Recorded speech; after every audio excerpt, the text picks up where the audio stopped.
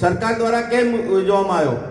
તો સરકારની જે યોજનાઓ હોય, સરકારના જે ખેડૂત માટે મહત્વની યોજના હોય એનું ભાથું તમને આપવા માટે કરવામાં આવતું હોય. આપણે બધાને વાત કરી પ્રાકૃતિક ખેતીની, તો આપણા મહામહિમ રાજ્યપાલ શ્રી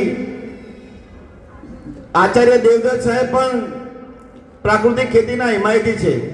તમે પ્રાકૃતિક ખેતી કરવી તો ગાય રાખવી પડશે. તો ગાય માટે આ રાજ્યની સરકાર, આ રાજ્યની ભારતીય જનતા પાર્ટીની સરકાર દ્વારા દર મહિને 900 રૂપિયા, એક ગાય પાળવાના 900 રૂપિયાની સહાય આ રાજ્યની સરકાર આપતી હોય છે.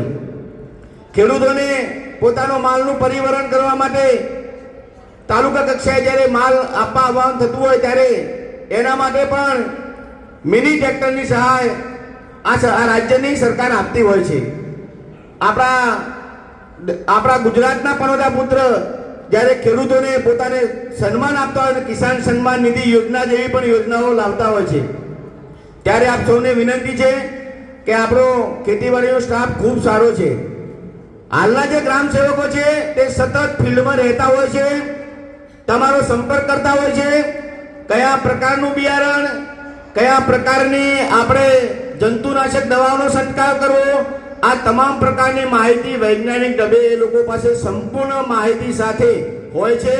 તો મારી આપ સૌ વડીલોને, બહેનોને, માતાઓને વિનંતી છે કે આપણા ગ્રામ સેવકનો સંપર્ક કરી એ જે પણ માહિતી તમને આપે તમારા લાભ માટે, તમારા ઉપયોગ માટે હશે, અને સરકારની તમામ યોજનાઓનો આપ સૌ લાભ લો એવી વિનંતી કરું છું. અસ્તુ. ભારત માતા કી જય. જય ગરવી ગુજરાત.